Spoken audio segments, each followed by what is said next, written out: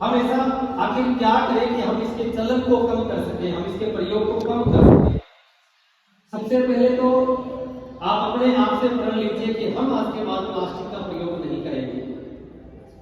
हम अपने घर पे अपने मम्मी पापा से, अपने भाई बहन या जो भी बड़े आपके लिए ग्रोसरी लेके आते हैं, उनसे आप बच्चे रिक्वेस्ट कीजिए, क्योंकि आप जब रिक्वेस्ट करोगे तो उनकी सोच के ऊपर फर्क पड़ेगा कि अगर एक छोटा सा बच्चा मुझे ये बोल रहा है कि प्लास्टिक का प्रयोग नहीं करना है, तो ये वाकई पर्यावरण के लिए खतरनाक है। आपके मम्मी पापा को जब आप ये बोलोगे कि पर्यावरण को नुकसान हो रहा है प्लास्टिक की वजह से, हम क्यों इनके अंदर सामान लेके आते हैं, तो उनकी सोच के ऊपर, उनके मानसिकता के ऊपर असर पड़ेगा। तो सबसे पहला काम तो आप ये कीजिए कि अपने मम्मी पापा की सोच को बदलिए, खुद की सोच को बदलिए कि मैं कुछ भी हो जाए प्लास्टिक का प्रयोग नहीं करूंगा। अगर आप कहीं से खाना लेने जाते हो, मैंने बहुत से लोग ऐसे भी देखे हैं जो रेस्टोरेंट से खाना पैक करवा के लेके आने के लिए घर से अपने स्टील का डब्बा लेके जाते हैं। इसमें क्या बुराई है? कोई बुराई है? हम अपने स्टील का 2-3 जो बॉक्स वाला जो डब्बा होता है वो रेस्टोरेंट वाले को देते हैं कि भाई मेरा खाना इसमें डाल दे, तो कहाँ कोई बुराई नहीं है मुझे। और मैं बहुत से लोगों को देखता हूँ जिनको पर्यावरण की सच में फिक्र है, वो ऐसा करते हैं। इसमें हमारा कोई मान सम्मान या इज्जत कम नहीं हो जाती।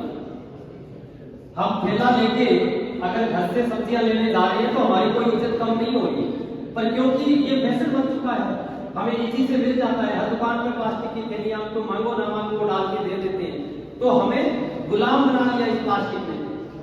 हम बिना सोचे हर रोज कितना प्लास्टिक लेके आते हैं। दूसरा काम, आप इसके बारे में जो करोगे, आप अपने तौर पे, क्योंकि आप सब बड़े बच्चे हो, आप सब इंटरनेट यूज करते हो, 21वीं सदी में हो, 5G भी यूज करते हो।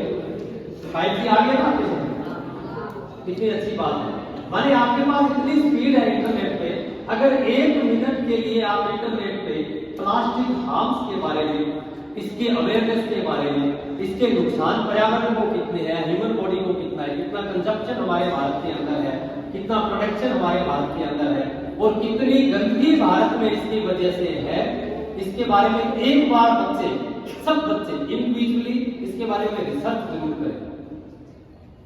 ये इसलिए बोल रहा हूं कि मैं यहाँ अगले आधे घंटे तक भी और बोलकर चला जाऊंगा, बहुत ज्यादा फर्क नहीं पड़ेगा, पर आप खुद में अगर ये इंटरेस्ट होगा, आप खुद में अगर ये रुचि होगी कि नहीं, सर अगर बोलते गए कि मैं एक बार देखता जरूर कि ऐसा क्या है, तो वो रुचि जो है आपकी सोच को बदलेगी।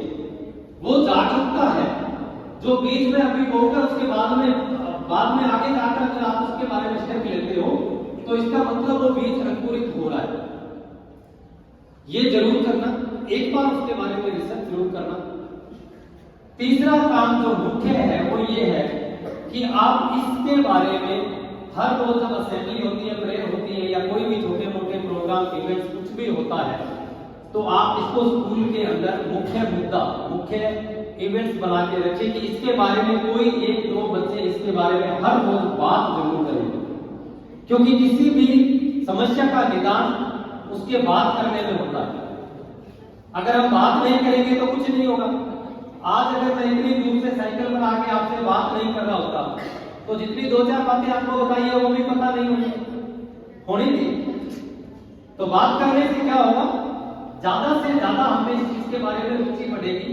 एक दूसरे के बारे में जब एक दूसरे से हम बात करेंगे तो हमें लगेगा कि नहीं, वो उस दिन ये बोल रहा था प्लास्टिक यूज नहीं करना, एक दिन में नहीं फर्क पड़ेगा, 1 महीने में फर्क नहीं पड़ेगा, मान लो 1 साल में भी नहीं पड़ेगा, पर किसी चीज के बारे में अगर 1 साल तक हम लगातार बात करते रहेंगे तो क्या फर्क नहीं पड़ेगा? 1 साल तक आप हर रोज हम उसके बारे में, 1 साल बाद, 1 महीने बाद, 1 दिन बाद जब आप सब्जी लेने थैली उठा के लेके आए होंगे, आपको दूसरे के किसी के हाथ में थैली अगर दिखेगी, रोज उसके बारे में अगर बात करते हो, तो आपका दिमाग, आपकी जो अगरबत्ती जो है वो जलेगी जरूर कि हाँ ये मैं गलत कर रहा हूं, मैं खुद इसके बारे में बात करता हूं और खुद ही प्लास्टिक की थैलियों के अंदर सब्जियां लेके जा रहा हूं। तो आप इसके बारे में बात जरूर करें। मैं मेरे टीचर्स जो देख रहे हैं उनसे भी मैं ये रिक्वेस्ट करूंगा कि आप बच्चों को हर रोज एक बार, चाहे इसके बारे में एक स्लोगन ही बुलाएं, क्योंकि इनके सबकॉन्शियस माइंड को ट्रेन करना, जिस स्कूलों की मैं बात कर रहा हूँ ऑस्ट्रेलिया में मैंने देखा, वो छोटे बच्चों को इसीलिए इतना सब कुछ उनके ऊपर ध्यान देते हैं कि वो उनकी सबकॉन्शियस माइंड को इसका हिस्सा बना दें। चाहे वो ट्रैफिक रूल्स को या किसी भी चीज को अब से हम अगर सीख गए तो ये पूरी उम्र हमारे जहन के अंदर, हमारे दिमाग के अंदर ये बात रहेगी कि प्लास्टिक की वजह से हम हमारे स्वास्थ्य को, हमारी धरती को, हमारे पूर्वजों ने इस धरती को ऐसा ही नहीं किया था, इतना गंदा नहीं किया। आज से 20-30 साल पहले ये धरती बहुत खूबसूरत थी। मैं 100 साल पहले की बात करूं तो ये धरती जो है वो बहुत ही हेल्दी, बहुत ही तंदुरुस्त, बहुत ही दुरुस्त थी, बहुत ही सुंदर थी। पर हमने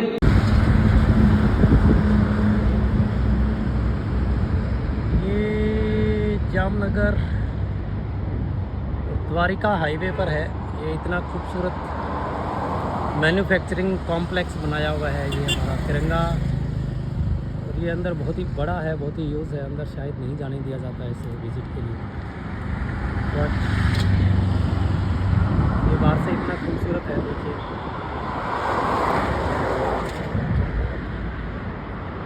ये पूरा हाईवे पर,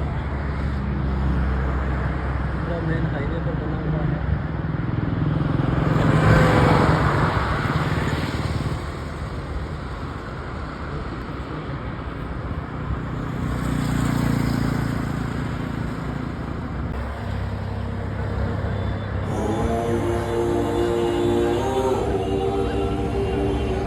ये भी साथ के साथ दिखाना जरूरी है।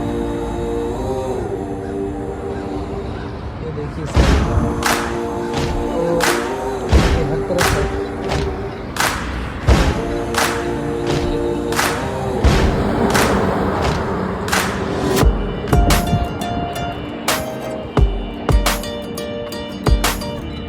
इस तरीके स्कोप आपको दिखाता रहूँगा।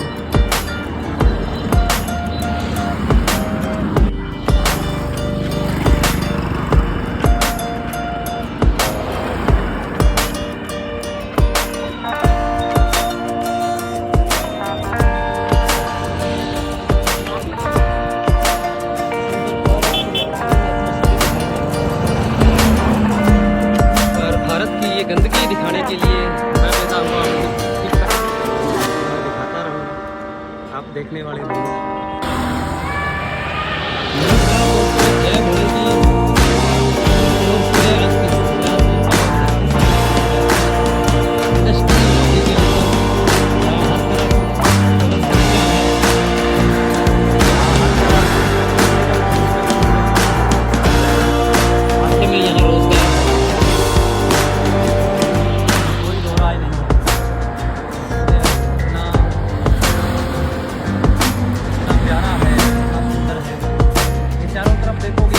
गांव है इस गुजरात का, द्वारिका से पहले इसको तालुका बोलते हैं। यहाँ काफ़ी बड़ा काम है। यहाँ देखिए ये इंस्टीट्यूट भी है।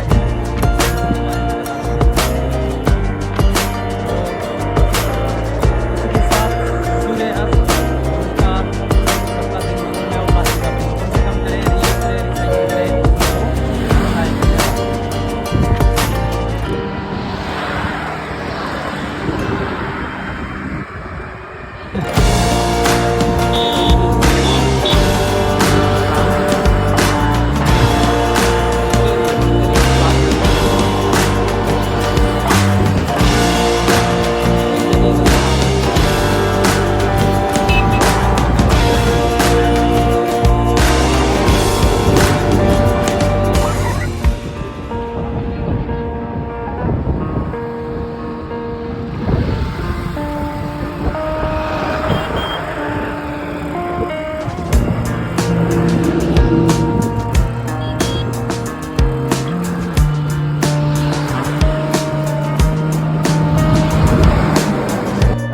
के सामने है अभी।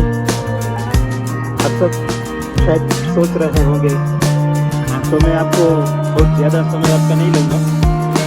राजस्थान से गंगानगर जिले से पधारे हुए हमारे बीच में जय जी, जिसका नाम है जय जी, उसका हम बहुत हृदय से, भाव से, प्रेम से स्वागत करते हैं आप सब के बीच में। पूरे भारत में प्लास्टिक का मिसयूज करने से क्या दिक्कतें आ रही हैं, उसके विषय के बारे में सभी को जागरूक करते करते यहाँ पे आपके बीच में आए हैं। विनती करते हैं कि वो अपनी बात आपके बीच में रखें। ठीक।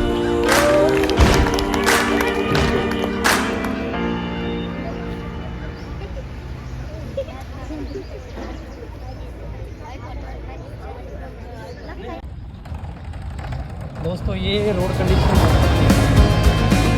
ये द्वारिका हाईवे चल रहा है यहाँ गया तो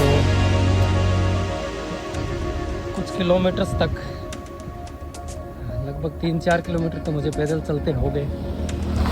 आगे कितना है आई डोंट नो, पैदल भी चलना पड़ता है बीच बीच में क्योंकि ये साइकिल चलाने लायक रोड नहीं है। इसलिए मैं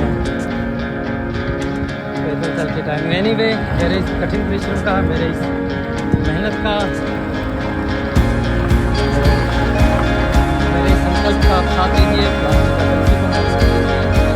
हो सके तो हाथ दीजिए, रिसाइकिल कीजिए,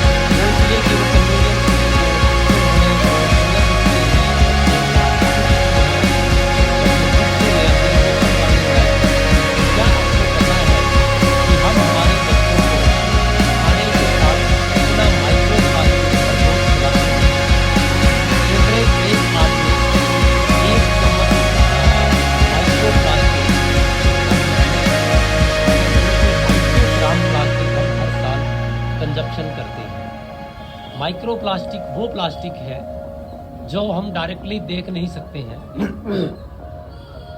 जिसका डायरेक्टली एक दिन में या एक साल में 6 महीने के अंदर हमारे शरीर पर असर नहीं पड़ता है, पर कहीं ना कहीं ये माइक्रो प्लास्टिक हमारे डीएनए को इफेक्ट करता है। कहीं ना कहीं ये माइक्रो प्लास्टिक जो हम हमारे बच्चों को अनजाने में खिलाते हैं, क्योंकि आप जो गर्म भोजन जो भी आप गर्म सामग्री उसके अंदर डाल के देते हैं, जब तक बच्चे खाते हैं तब तक वो ठंडा हो जाता है। तो जितना भी माइक्रो प्लास्टिक माने केमिकल्स हैं वो हमारे बच्चे के खाने के अंदर मिल जाता है, और ये बहुत ही ज़्यादा पीड़ा है इस बात की कि हम अपने बच्चों को, जिनको हम बड़ा करते हैं, पैदा करते हैं, जिनको हम इतना प्यार लाज और सम्मान से रखते हैं, स्कूल भेजते हैं, अज्ञानता से हम उन्हें मौत का सामान भी दे के साथ में भेजते हैं। तो कैंसर की मुख्य वजह जो है वो माइक्रो प्लास्टिक होता है। आजकल इसीलिए उसका इतना ज़्यादा चलन है कि लोगों को कैंसर होता है, क्योंकि हम लगभग जितने भी गर्म फूड, चाहे आजकल लोग चाय पैकेट्स के अंदर लेके जाते हैं। मैं बहुत सारे चाय वालों के पास बैठता हूँ, देखता हूँ कि लोग गरम गरम चाय थैली के अंदर डाल के लेके जा रहे हैं, या जितने भी प्रकार के हम खाना पैक करवा के घर पे लेके आते हैं या फूड डिलीवरी के थ्रू मंगवाते हैं, वो सारे का सारा जो खाना है वो प्लास्टिक के थैलियों पैकेटों के अंदर या डिब्बों के अंदर आता है, जिसके थ्रू हम हर रोज़ कहीं ना कहीं माइक्रो प्लास्टिक का सेवन करते हैं। यह हमारे स्वास्थ्य के लिए, और उसके बाद जो सिंगल यूज़ प्लास्टिक जो हम प्रयोग में लेते हैं वो मात्र और मात्र कुछ देर के लिए हमारे लिए उपयोगी होता है, और उसके बाद हम उसको ऐसे ही धरती को नुकसान करने के लिए फेंक देते हैं, जिससे हमारी पृथ्वी, हमारा पर्यावरण, हमारी जो भी जीव जंतु है उन सब के ऊपर बहुत ही गहरा प्रभाव पड़ता है। आप प्लीज़ सब मिलकर इसके बारे में ज़रूर सोचिए कि क्या हम इस धरती को बचा सकते हैं, क्या हम इस पर्यावरण को, क्या हम हमारी इस प्रकृति को नष्ट होने से बचा सकते हैं। क्या ये छोटे छोटे उपाय क्या इन छोटी छोटी चीज़ों का कोई अल्टरनेटिव हम प्रयोग में नहीं ले सकते? क्या हम हमारे बच्चों को खाना पैक स्टील के डिब्बों के अंदर या और किसी प्रकार के अच्छे क्वालिटी डिब्बों के अंदर डाल के नहीं दे सकते? और ये मेरे लिए ज़रूरी है या नहीं है। अगर आपके बच्चे स्कूल जाते हैं, आपके हस्बैंड, आपकी वाइफ, आपके पत्नी, जो भी उनके अंदर खाना लेके जाते हैं, शायद वो आपके लिए बहुत ज़रूरी होंगे। तो इसके ऊपर सोचिए ज़रूर, आप मेरा साथ दीजिए। हम इस प्लास्टिक के विरुद्ध, हम इस प्लास्टिक प्रयोग के विरुद्ध, हम प्लास्टिक के इन दुष्प्रभावों के विरुद्ध एक बहुत ही बड़ा संघर्ष कर सकें, बहुत ही बड़ा लड़ाई लड़ सकें। ये लड़ाई एक दिन का, एक महीने का, एक साल का नहीं है, ये सदियों तक, ये सालों तक चलेगा। तब जाके हम इस प्लास्टिक प्रयोग से निजात पाएंगे। जय भोले की एक नज़ारा ये भी देखिए आप, आपको बहुत ही सुंदर लगेगा। ये सूर्य उदय के टाइम जब सूर्य अस्त हो रहा होता हो, और ये पवन चक्कियाँ आपके चारों तरफ चल रही हो, और ये समंदर जैसी झील, और ये बीच में टापू है थोड़ा सा पूरे समुद्र के बीच में। और ये देखिए कितनी सुंदर पवन चक्कियाँ, ये सूरज यहाँ से ढलने वाला है। बट इसके साथ ही दुख होता है जब हम इस मानसिकता के ऊपर आते हैं, ये इस सोच के साथ, इस गंदगी के साथ, इस सारी सुंदरता का अब मैं क्या व्याख्यान करूं। और ये इस समुंदर जैसे झील के चारों तरफ है, हर तरफ है, तो इसके साथ हम कैसे लड़े, ये सोच के देखिए। जब तक मैंने ये नहीं दिखाया था, आपको कितना सुंदर लगा होगा ना कि wow, it's just like a wow. चारों तरफ पवन चक्कियाँ हैं, रात को सूर्य उदय हो रहा है शाम को, और रात को लाइटें जल रही है, और कितना सुंदर हाईवे है, कितनी प्यारी पवन चक्कियाँ हैं। और जैसे ही हम भारत की इस मानसिकता पे आते हैं तो हंसी भी निकलती है, दुख भी, रोना भी। पर क्या कर सकते हैं, क्या हम इसको बदल सकते हैं? क्या ये लड़ाई हम सब की है? क्या ये मानसिकता की लड़ाई है, सोच की, इस विचारों की लड़ाई है? क्या ये सरकारों की लड़ाई है, महापंचायतों की, पंचायतों की, नगर पालिकाओं की लड़ाई है? क्या ये हम सब की लड़ाई है कि हम सब मिलकर लड़ें इस मानसिकता के खिलाफ, इस धरती को फिर से स्वर्ग जैसा बनाने के लिए, सुंदर बनाने के लिए, बहुत ही प्यारी बनाने के लिए हम सब मिलकर लड़ें। बहुत ही दुख होता है, बहुत ही तकलीफ होती है जब इतनी प्यारी प्यारी लोकेशंस पर इस तरह की गंदगी जब हम देखते हैं। ये गुजरात के आसपास का कोई एक जगह है, जामनगर से पहले। ज़रूर ध्यान दीजिए आप इसके ऊपर, मेरी इस लड़ाई, मेरी इस मुहिम का हिस्सा बनिए। मैं प्लास्टिक के खिलाफ पूरे भारत में साइकिल यात्रा कर रहा हूँ, और मेरी साइकिल यात्रा का मकसद दूर दराज लोगों से मिलना है, उन तमाम लोगों से मिलना, उनसे बात करना, स्कूलों के अंदर बच्चों को जागरूक करना, बच्चों को थोड़ा शिक्षित करना, ताकि हमारी नेक्स्ट पीढ़ी जो है वो थोड़ी सी जागरूक हो, थोड़ी सी इसके लिए अवेयर हो। बट इसके साथ साथ ही मेरा साइकिल चलाने का जो उद्देश्य है वो ये है कि मैं अपनी मेहनत से, मैं अपने परिश्रम से, अपनी इस लगन, इस संकल्प, इस के थ्रू के द्वारा मैं आपको ये मैसेज, ये संदेश दे सकूँ कि ये मुद्दा कितना गंभीर है, कितना ज़रूरी है हमारी पृथ्वी के लिए, हमारे पर्यावरण के लिए, हमारी धरती के लिए। और ये सब मेरे अकेले के करने से नहीं होगा, ये सिर्फ मैं अकेला करूं से नहीं होगा। हम सब मिलकर इसके लिए लड़ें, हम सब मिलकर इसके लिए आवाज़ उठाएं। हम अपनी सरकारों से, अपनी नगर पालिकाओं से, अपने आसपास के जितने भी सिस्टम है जो हमें एक अच्छा रिसाइकिल सिस्टम दे, उसके लिए हम लड़ें। ये लड़ाई, ये साइकिल पर यात्रा का मकसद यही है। तो आप ज़्यादा से ज़्यादा मेरा सहयोग करें, ज़्यादा से ज़्यादा मेरा साथ दें। ये लड़ाई एक दिन की, एक घंटे की, एक महीने की, एक साल की नहीं है, एक दशक की नहीं है। हमें लगातार इसके साथ लड़ते रहना होगा, हमें लगातार लोगों को जागरूक करते रहना होगा कि प्लास्टिक की वजह से हमारी धरती पर बहुत ही ज़्यादा उत्पात मचा चुका है। आतंकवाद से भी ज़्यादा भयंकर स्थिति है इस प्लास्टिक की वजह से इस धरती की। इतना खतरा शायद अभी आतंकवाद से नहीं है जितना इस प्लास्टिक के आतंक से है। तो मैं तमाम इस वीडियो को देखने वाले, तमाम इस मेरी इस बात को सुनने वाले लोगों से, भाई बहनों से, मेरे तमाम शुभचिंतकों से ये निवेदन करता हूँ कि इस मैसेज को ज़्यादा से ज़्यादा आप फॉरवर्ड करें, ज़्यादा से ज़्यादा लोगों तक पहुँचाएँ, ताकि हम इस मानसिकता के साथ लड़ सकें, इस सोच के साथ लड़ सकें। ज़्यादा से ज़्यादा बड़े बड़े प्रोग्राम्स के थ्रू, बड़ी बड़ी जो गवर्नमेंट के द्वारा स्कीमें चलाई जाती है उनके थ्रू हम ज़्यादा से ज़्यादा लोगों के पास पहुंच सकें और इसके लिए प्रचार प्रसार कर सकें, ज़्यादा से ज़्यादा बड़ा इस आंदोलन को बना सकें। Thank you so much. मेरी शायद वीडियो थोड़ी ज़्यादा लंबी हो गई हो, बट बावजूद इसके भी क्षमा गणी। राम राम। गुजरात में हाँ तो केम छो, मजा में छो और धन्यवाद।